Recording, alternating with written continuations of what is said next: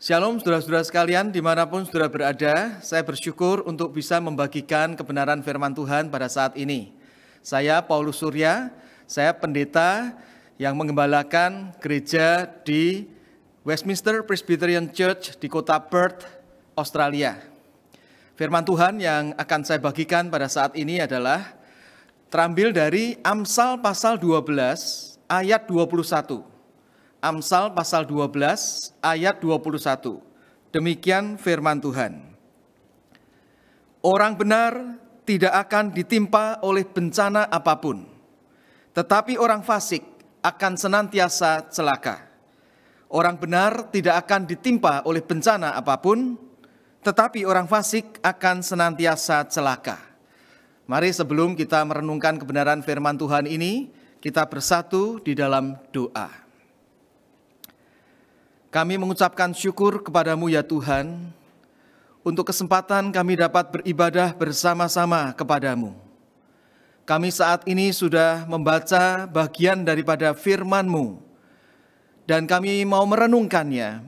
Kami memohon agar kiranya Allah Roh Kudus menyertai hamba-Mu di dalam menguraikan, menyertai setiap jemaat yang mendengarkan, sehingga kami semua boleh diperlengkapi dengan firman-Mu.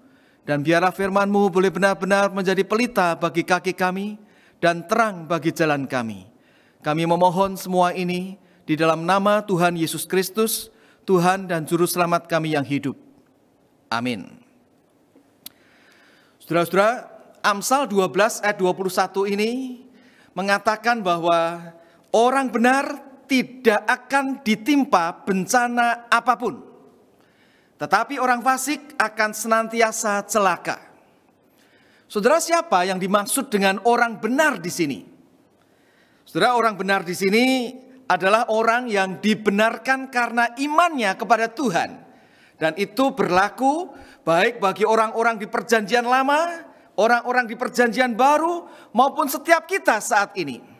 Di perjanjian lama, misalnya Kejadian 15 ayat 6, di sana dicatat bahwa maka percayalah, berimanlah Abraham kepada Tuhan, maka Tuhan memperhitungkan hal itu sebagai kebenaran. Abraham dibenarkan karena imannya kepada Tuhan. Di dalam perjanjian baru, Filipi 3 ayat 9 misalnya, kita juga dibenarkan karena kepercayaan kita kepada Tuhan Yesus Kristus. Dan itu berlaku sampai saat ini, bahkan seterusnya. Nah saudara-saudara, sedangkan yang dimaksud dengan orang fasik, yaitu adalah orang-orang berdosa yang menolak untuk bertobat, yang menolak untuk percaya kepada Tuhan Yesus Kristus. Nah saudara-saudara, mari kita sekarang memikirkan berkat bagi orang percaya, berkat bagi orang benar, yaitu yang dikatakan di dalam Amsal 12 ayat 21 ini, orang benar tidak akan ditimpa bencana apapun. Apa artinya? Orang benar tidak akan ditimpa bencana apapun. Saudara-saudara, beberapa waktu yang lalu saya kembali dari Jakarta menuju ke Perth.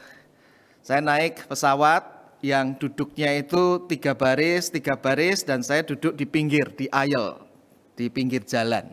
Sebelah saya itu kosong dan sebelah saya lagi seorang ibu. Saudara-saudara, saya memperhatikan pada waktu pesawat itu berangkat, take off, ibu itu gelisah. Dia tuh kayak ketakutan.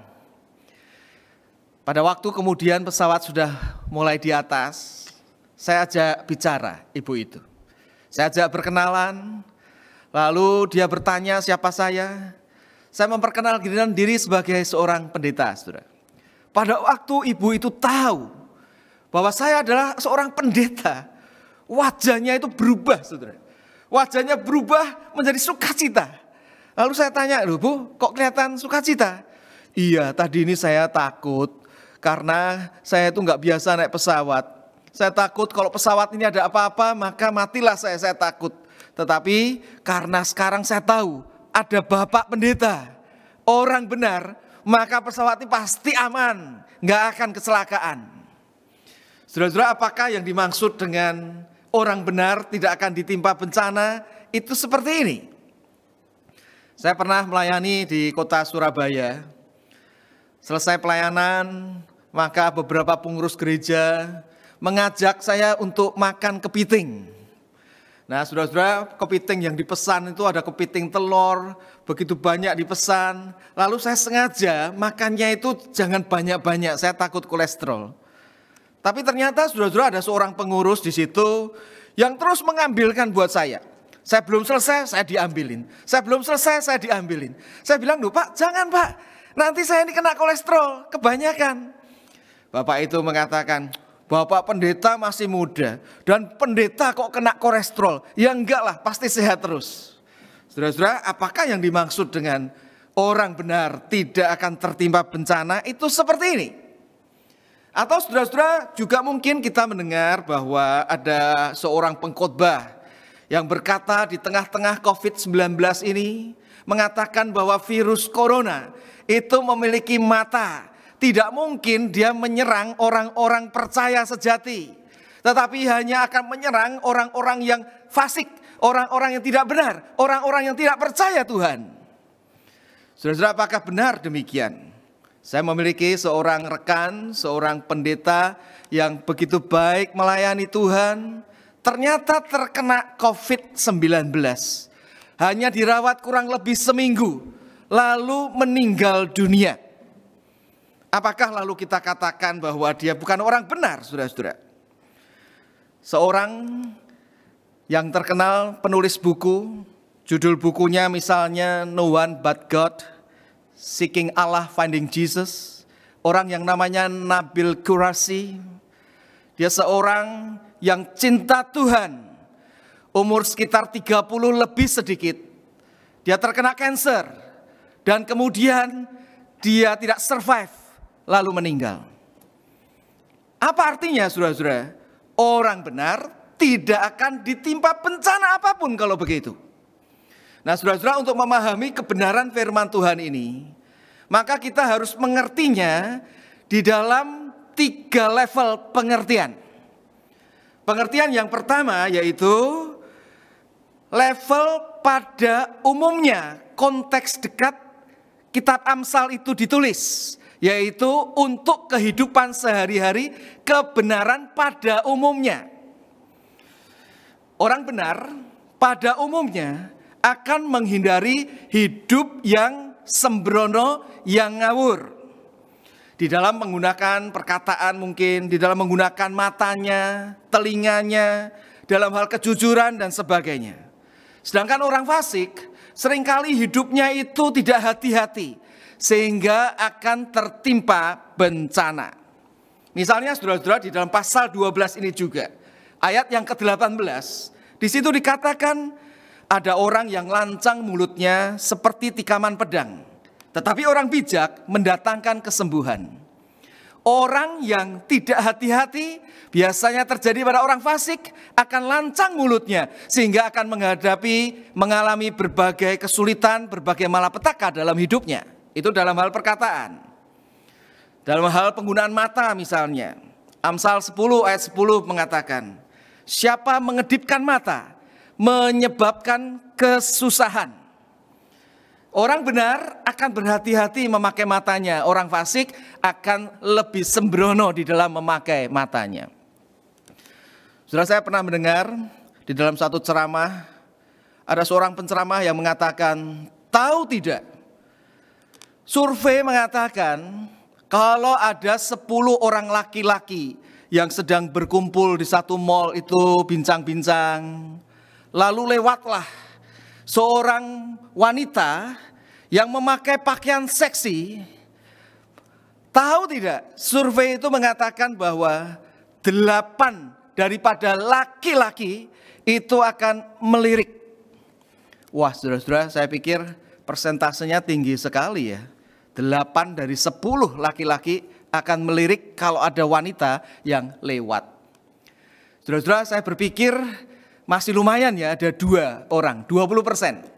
Tapi kemudian penceramah itu mengatakan, kalau ada 10 orang laki-laki di suatu mall, lalu ada wanita lewat dengan pakaian seksi, 8 melirik, yang 2 melotot. Saudara-saudara, saya tersinggung juga mendengar hal itu. Masa semua laki-laki tidak dapat dipercaya? Saya percaya saudara-saudara, ini adalah satu kehidupan orang fasik. Orang yang benar di dalam Tuhan seharusnya bisa juga untuk mengontrol matanya, penggunaan matanya. Demikian juga saudara-saudara, orang benar pada umumnya akan bersikap benar terhadap didikan, terhadap firman Tuhan, dan juga terhadap kejujuran. Amsal 11 ayat 3 misalnya mencatat, orang jujur akan mujur, sedangkan orang yang curang akan rusak hidupnya. Saudara, beberapa waktu yang lalu saya mendengar suatu kisah tentang seorang pria yang tinggal di kota Yogyakarta. Dia memiliki sebuah toko yang menjual ikan-ikan hias. Dan saudara tahu bahwa suatu kali dia itu dipesan oleh seseorang 3 ikan hias yang mahal harganya. Dia menjual ikan-ikan hias yang hanya beberapa ribu rupiah sampai jutaan, sampai puluhan juta. Nah, dia dipesan 3 ikan arwana. Ikan arwana itu ikan yang sangat mahal harganya. Tapi stoknya tidak ada ternyata, saudara. Maka kemudian dia itu memesan temannya yang di Jakarta. Lalu dijanjikan kurang lebih seminggu, silakan datang mengambil di Jakarta atau nanti akan dikirimkan. Saudara, pria itu mengatakan dia kurang lebih seminggu lagi akan ke Jakarta, dia akan ambil sendiri. Jadi sesuai dengan janjinya, dia datang ke tempat temannya yang menjual ikan hias arwana itu. Lalu dia mau mengambil 3 ikan arwana yang sudah dipesannya. Dan saudara tahu, pada waktu dia sampai ke tempat temannya itu mengatakan begini, ini 3 ikan arwana yang kamu pesan. Cuma saya ini sebetulnya mau memberikan 3-tiganya. Hanya pagi ini saya mendapati yang 2 sehat, tetapi yang 1 ini jalannya miring. Tapi kamu pesannya 3 kan? Padahal saya hanya ada 3 ini. Begini saja deh, 3-tiganya kamu bawa. Nanti kalau yang ketiga itu yang jalannya miring, sampai di Jogja kamu masukkan ke akuarium, lalu yang jalannya miring itu menjadi jalannya terbalik, berarti mati, saya ganti. Tapi 3-tiganya bawa saja. Saudara-saudara, pria itu kemudian mengatakan, oke, baik, saya akan bawa semuanya. Lalu dia kembali ke Yogyakarta, naik pesawat, sampai di Jogja, sampai di tokonya, 3 ikan itu dimasukkan ke sebuah akuarium.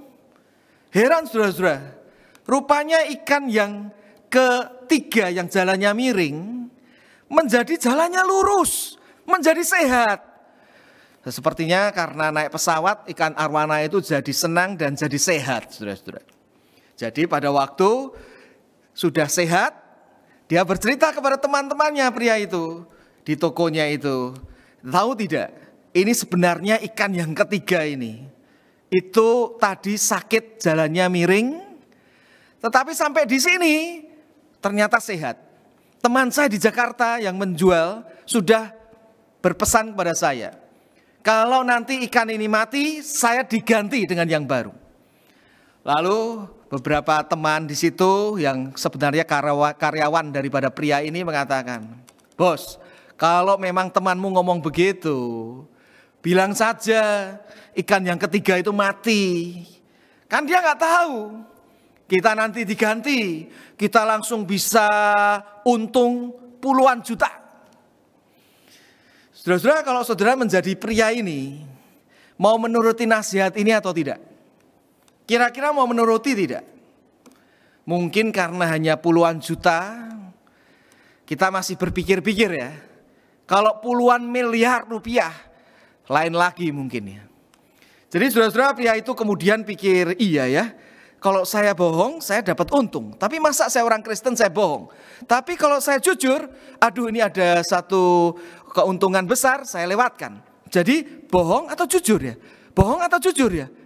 Telepon handphonenya bunyi, saudara. Waktu dilihat temennya, waduh, dia pikir bohong atau jujur ya? Bohong atau jujur ya? Akhirnya dia angkat, temennya benar itu mengatakan, kamu sudah sampai ya di Jogja. Saya cuma mau nanya, memastikan, itu ikan yang ketiga itu hidup atau mati? Dia kemudian jawab, hidup ikannya. Wah, dia lega karena sebagai orang percaya dia bisa hidup jujur. Saudara-saudara, ya sudah. Temannya lalu mengatakan, oke, saya cuma ngecek dan saya tahu ternyata hidup ya. Oke, ya sudah. Lalu ditutup telepon itu. Setelah beberapa minggu kemudian, pria yang tinggal di Jogja ini pergi ke Jakarta lagi. Dan karena temannya yang menjual ikan arwana itu tahu, lalu mengatakan, saya ajak makan malam ya, janjian di suatu restoran. Lalu pada harinya, pada jamnya, pria yang dari Jogja ini datang terlebih dahulu. Tidak berapa lama temannya ini datang, tetapi membawa bingkisan. Lalu berkata kepadanya, ini buat kamu. Lalu pria yang dari Jogja itu mengatakan, loh saya nggak ulang tahun. Ini apa ini? Ya sudah, ini pokoknya buat kamu. Lalu dia terima, dia buka, dia kaget. Loh, ikan arwana. Saya kan sudah bilang, ikan arwana yang ketiga itu hidup, nggak mati.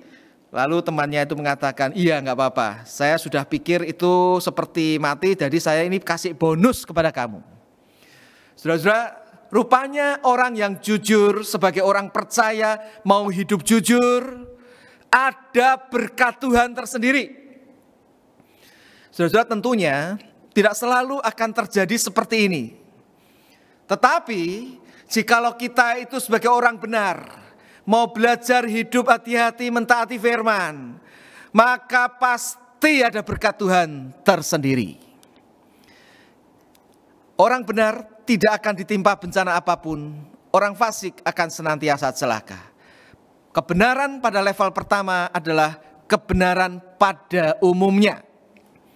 Kebenaran level yang kedua, yaitu Amsal 12:21 ini harus kita mengerti di dalam kebenaran level yang kedua, yaitu level pada dasarnya. Kebenaran pada dasarnya yang terjadi terhadap umat Tuhan, baik di perjanjian lama maupun perjanjian baru. Pada dasarnya, orang yang benar, orang yang percaya kepada Tuhan Yesus sehingga dibenarkan, tidak akan tertimpa bencana apapun. Apapun itu yang terjadi, bukanlah bencana. Pada dasarnya demikian, saudara-saudara. Kita lihat misalnya ya, ada satu ayat di perjanjian lama, satu ayat di perjanjian baru. Satu ayat di perjanjian lama, Kejadian 50 ayat 20. Di sana dikatakan, Yusuf berkata kepada saudara-saudaranya, engkau telah mereka-rekakan yang jahat kepada aku. Saudara-saudara, yang direka-rekakan yang jahat oleh saudara-saudaranya itu apa? Yusuf dijual ke Mesir. Dan kemudian karena dijadikan budak, Yusuf sebagai budak yang jujur difitnah oleh istri Potifar. Lalu dia masuk penjara. Tetapi semua itu hal yang buruk yang kelihatannya di mata manusia, ternyata Tuhan itu mereka-rekakannya untuk kebaikan, untuk menyelamatkan umat Tuhan yang besar. Ini menunjukkan saudara-saudara pada dasarnya, meskipun saudara dan saya orang yang dibenarkan di dalam Kristus, itu bisa menghadapi seolah-olah hal yang buruk, malapetaka, bencana, tetapi bukan bencana, bukan malapetaka, bukanlah sesuatu yang buruk, karena Tuhan mereka-rekakannya untuk kebaikan. Demikian juga di dalam perjanjian baru, saudara. Roma 8 ayat 28.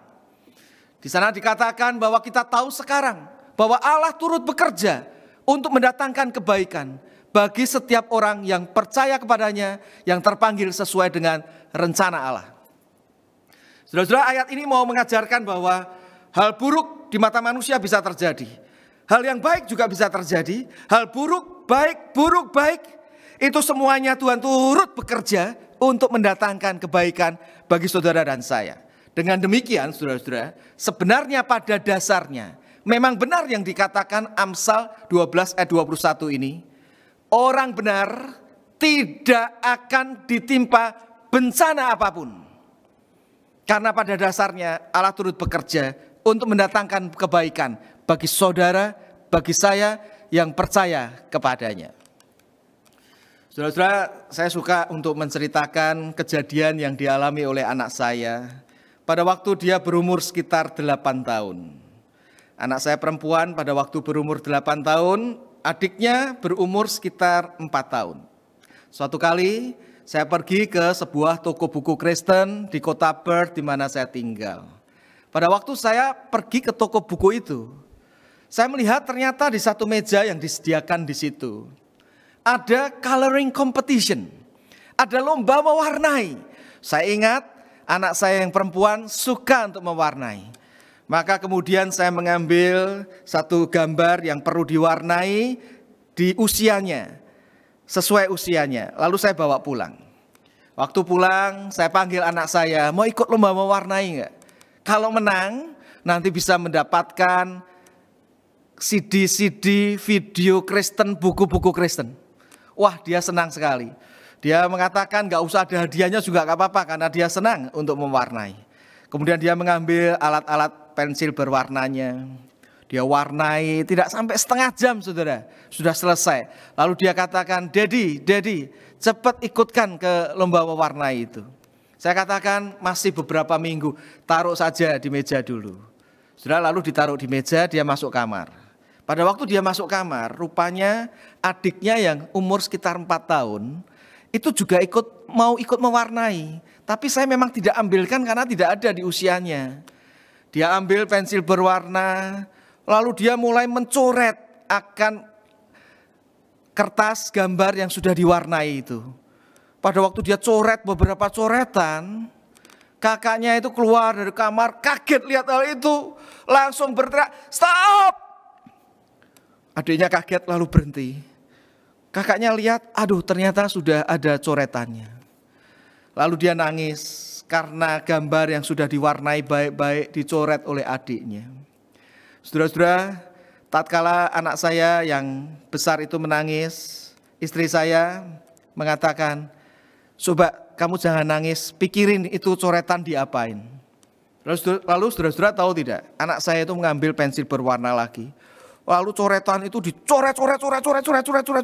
Saya pikir dia marah, setelah itu pasti disobek-sobek lalu dibuang. Ternyata tidak, saudara. Dia coret, lalu diberikan ke saya. Dad, simpen Dad, nanti kasih ikut lomba mewarnai. Saya lihat, oh ternyata coretan-coretan itu dibuat gambar angin. Jadi menarik, saudara-saudara. Maka kemudian saya besoknya ikutkan lomba mewarnai. Beberapa minggu kemudian, saya pergi lagi ke toko buku itu. Saya tidak tahu bahwa ternyata hari itu ada pengumuman lomba mewarnai itu. Dan pemenang nomor 1, 2, 3, 4, 5 itu ada di dinding di toko buku Kristen itu. Saudara, saya pikir anak saya menang atau enggak ya? Saya enggak berani lihat nomor 1 dulu. Saya lihat yang nomor 5 dulu. Gambar anak saya bukan ya? Ternyata bukan. Saya lihat nomor 4, ternyata bukan. 3, bukan. 4, bukan. Masa sih nomor 1? Waktu saya lihat nomor 1, loh namanya anak saya. Wah, saya senang sekali karena dia menang, saudara-saudara. Lalu saya tanya kepada penjaga di situ, ini ya 5-5-nya ini gambarnya bagus. Kenapa itu yang nomor 1? Lalu penjaganya menjawab, iya semuanya bagus. Tetapi yang nomor 1 itu menjadi nomor 1 karena dia kreatif. Ditambahi angin. Oh saudara-saudara, saya berpikir tentang kejadian ini. Sesuatu coretan yang sebenarnya hal buruk terjadi, tetapi kemudian bisa menjadi sesuatu yang indah, bahkan kemudian bisa menang satu competition. Saya berpikir tentang hal rohani, saudara-saudara. Mungkin di dalam hidup saudara ada coretan-coretan hidup berupa dosa-dosa tertentu, kelemahan-kelemahan tertentu, hal-hal buruk yang ada dalam hidup saudara, bahkan yang tersembunyi yang saudara tidak bisa ceritakan kepada orang lain. Kalau kita serahkan itu kepada Tuhan kita, yang kita kenal dalam Tuhan Yesus Kristus, saudara-saudara, saya percaya coretan-coretan hidup itu, hal-hal buruk yang terjadi dalam hidup kita bisa dipakainya menjadi sesuatu yang indah. Dalam pengertian ini, saudara-saudara, maka kita bisa berkata, pada dasarnya orang benar memang tidak akan tertimpa bencana apapun. Karena di dalam segala sesuatu Tuhan turut bekerja, itu menjadi kebaikan, menjadi blessing, menjadi berkat bagi kita yang percaya kepadanya. Saudara-saudara, saya percaya bahwa tatkala orang seperti Nabil Quraisy dipanggil Tuhan pun, ternyata itu tetap menjadi suatu kesaksian yang indah. Orang yang setia sampai pada akhirnya, bahkan karya buku-bukunya pun oleh Tuhan dipakainya menjadi berkat bagi banyak orang sampai saat ini. Saya juga ingat Nabi Elisa misalnya, seorang nabi yang setia. Tetapi 2 Raja-Raja 13 ayat 14 mencatat dia sakit. Lalu karena sakitnya dia meninggal. Tetapi ternyata saudara-saudara, saat dia meninggal, di pasal 13 itu juga 2 Raja-Raja dikatakan bahwa ada seorang yang mau menguburkan mayat, yang kemudian terjatuh mayat itu dilemparkan karena ada gerombolan orang jahat lewat. Mereka yang menguburkan takut, mayat itu dilempar begitu saja mengenai mayatnya Elisa. Ternyata orang itu menjadi hidup. Saudara-saudara, ini suatu hal yang bisa kita analogikan, kita mengerti gambaran daripada dari kematian akan datang kehidupan. Jadi kematian Elisa yang merupakan hal buruk di mata manusia, apalagi karena sakit lalu meninggal, ternyata Tuhan bisa memakainya juga untuk suatu kebenaran yang mulia. Dari seorang yang mati akan ada kehidupan, dan semua itu digenapi di dalam Tuhan Yesus Kristus yang mati di atas kayu salib. Yang percaya kepadanya mendapatkan kehidupan kekal. Pada dasarnya, orang benar yang dibenarkan Tuhan tidak akan tertimpa bencana apapun. Karena Tuhan bekerja untuk membawa kebaikan. Itu kebenaran level yang kedua, saudara-saudara. Orang benar tidak akan ditimpa bencana apapun, tetapi orang fasik senantiasa celaka. Level 1 adalah level pada umumnya, kebenaran pada umumnya. Level 2 kita harus mengertinya, kebenaran pada dasarnya. Orang benar memang tidak akan tertimpa bencana apapun.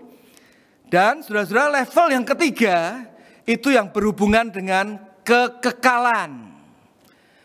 Orang benar tidak akan ditimpa bencana apapun, tetapi orang fasik akan senantiasa celaka.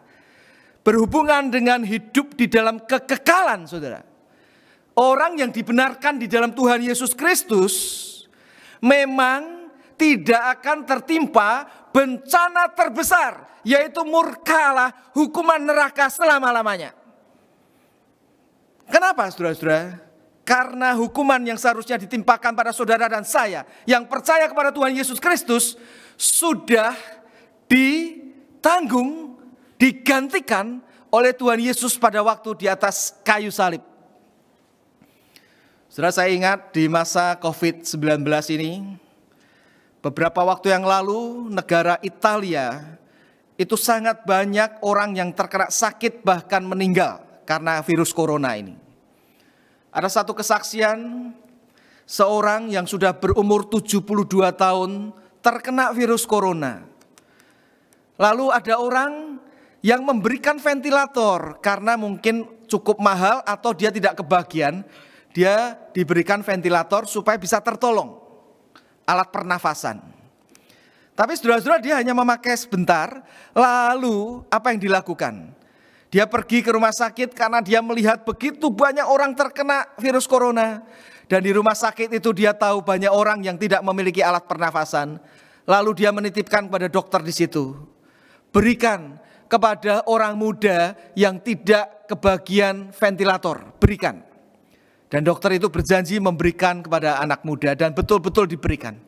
Sehingga anak muda yang terkena virus corona tertolong dengan ventilator, alat pernafasan itu, alat bantu pernafasan. Sedangkan orang yang sudah tua ini 72 tahun, akhirnya keadaannya memburuk dan meninggal dunia. Dia menggantikan orang muda itu. Dia mati tapi membuat orang muda itu bisa hidup. Nah, saudara-saudara, itu sebetulnya yang dilakukan oleh Tuhan Yesus Kristus. Dia membuat saudara dan saya yang dibenarkan di dalam iman kepada Kristus, kita itu tidak akan tertimpa bencana apapun, karena bencana terbesar sudah ditanggung oleh Tuhan Yesus Kristus. Saudara-saudara, beberapa waktu yang lalu ada seorang bapak yang menelpon saya, meminta untuk saya datang ke rumahnya karena dia itu memiliki satu pergumulan. Nah, saudara-saudara, lalu saya datang ke rumahnya. Pada waktu saya bertemu dengan bapak itu, saya bertanya, "Pak, Bapak memiliki pergumulan apa?" Lalu singkat cerita dia menceritakan pergumulannya, saudara. Dia pergumulannya mengatakan begini, "Pak Paulus, saya bergumul minta didoakan, tapi sebelum didoakan, saya ingin bertanya satu pertanyaan. Saya ini kemarin baru diberitahu dokter, hasil laboratorium darah saya, ternyata saya ini terkena kanker stadium tinggi. Dan kemarin juga saya baru mendengar bahwa mitra bisnis saya di Indonesia ternyata berbuat jahat kepada saya. Uang saya dilarikannya.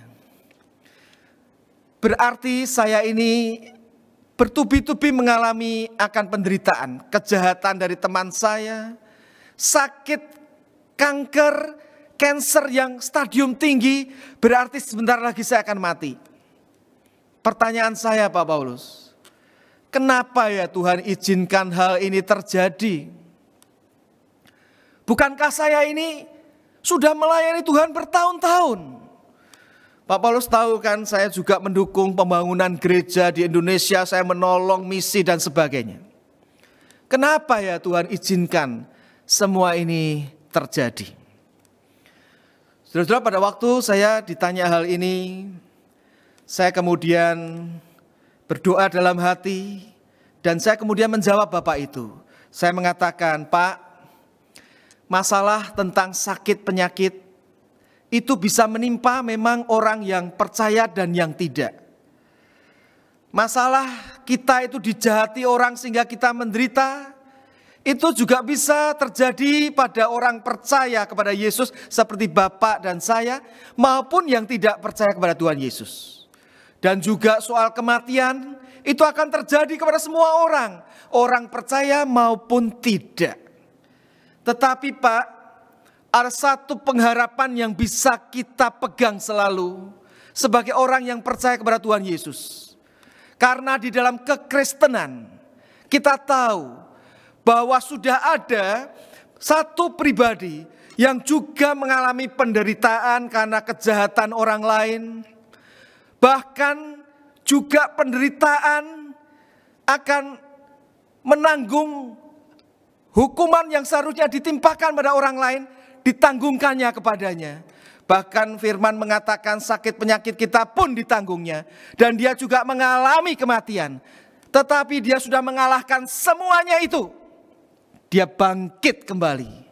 Namanya Yesus Kristus. Jadi Pak, karena ada pribadi yang bernama Yesus Kristus itu, yang sudah mengalami penderitaan dan menang, maka harapan kita, pengharapan kita tidak akan sia-sia meskipun kita mengalami berbagai penderitaan dalam hidup yang sementara ini. Karena yang terbesar bencana sudah dihapuskan dari hidup kita karena sudah ditanggung oleh Yesus. Maka kita punya pengharapan terhadap hidup yang singkat ini, yang meskipun ada penderitaan, sehingga kita tetap bisa menjalani hidup yang singkat ini untuk memuliakan nama Tuhan. Jadi Pak, sebenarnya pada dasarnya tidak ada bencana malapetaka yang terjadi pada diri kita orang yang percaya kepada Tuhan Yesus Kristus. Karena pada dasarnya bencana itu semuanya Tuhan turut bekerja, bahkan bencana yang terbesar sudah ditanggung oleh Yesus dan kita dilepaskannya. Saudara-saudara, saya bersyukur Bapak itu mendapatkan kekuatan dan dia mau menghadapi hidupnya dengan kekuatan daripada Tuhan itu. Dan saya rindu juga, saudara-saudara sebagai orang yang percaya pada Tuhan Yesus, mari kita juga dengan kebenaran bahwa kita sebagai orang yang dibenarkan tidak akan mengalami bencana. Kita terus hidup bagi Tuhan. Tetapi kita yang masih di luar Kristus, Amsal 12 ayat 21b mengatakan, orang fasik akan senantiasa celaka. Artinya, biarpun hidup kita di dunia ini bisa lancar-lancar, tetapi tanpa Kristus yang membenarkan kita, maka kita akan ditimpa bencana terbesar, hukuman murka Allah di neraka selama-lamanya. Oleh sebab itu pastikan saudara-saudara, bagi kita yang masih di luar Kristus, untuk boleh menerima Kristus sebagai Tuhan dan Juru Selamat. Bagi kita yang sudah di dalam Kristus, mari kebenaran bahwa kita selalu hidup dalam berkat Tuhan mendorong saudara dan saya untuk terus setia kepadanya yang telah terlebih dahulu setia kepada kita, untuk taat kepadanya, untuk melayaninya seumur hidup kita. Maukah saudara? Mari kita berdoa. Bapa Surgawi, kami mengucap syukur dan berterima kasih untuk firman-Mu yang sudah mengajarkan dan mengingatkan kami bahwa sebagai orang yang dibenarkan dalam Tuhan, maka tidak ada lagi bencana, malapetaka yang akan menimpa kami. Tetapi sebaliknya kami diingatkan, bagi kami yang masih di luar Tuhan, kami akan tertimpa bencana. Untuk itu Tuhan, tolong kami yang masih di luar Tuhan, Roh Kudus bekerja untuk kami juga boleh mengambil satu keputusan untuk menerima Tuhan Yesus Kristus sebagai Tuhan dan Juru Selamat kami. Dan bagi kami yang sudah di dalam Kristus yang dibenarkan, Tuhan biarlah kami boleh hidup dalam pengucapan syukur kepadamu, dan mewujudkan ucapan syukur kami itu dalam hidup sehari-hari kami, yang mau mentaati firman dengan sukacita, belajar mentaati firman untuk kemuliaan nama-Mu, dan juga melayani Tuhan, setia kepada Tuhan yang telah terlebih dahulu setia pada kami. Berkati ya Tuhan jemaat-Mu dimanapun kami berada, supaya firman-Mu yang kami dengar ini boleh menjadi firman yang boleh menghidupkan, yang boleh menguatkan untuk kami hidup bagi kemuliaan nama-Mu. Terima kasih ya Tuhan untuk firman-Mu. Kami memohon semua ini dan bersyukur di dalam nama Tuhan Yesus Kristus, Tuhan dan Juru Selamat kami yang hidup.